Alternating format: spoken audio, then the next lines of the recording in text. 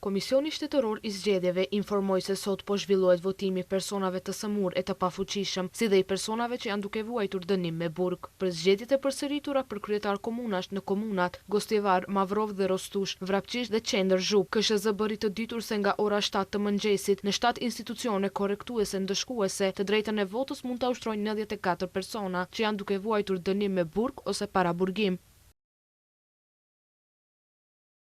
Në total, 249 persona të sëmur ose të pafuqishëm mund të ushtrojnë të drejtën e tyre të votës në këto zgjedhje. Prej tyre, 146 persona janë të regjistruar për të votuar në Gostivar, 32 persona të sëmur ose të pafuqishëm kanë të drejtë vote në Vrapqisht, 69 persona mund të votojnë për kryetar të komunës Mavrov dhe Rostush, ndërsa 2 persona mund të votojnë për kryetar të komunës Qendër Zhup.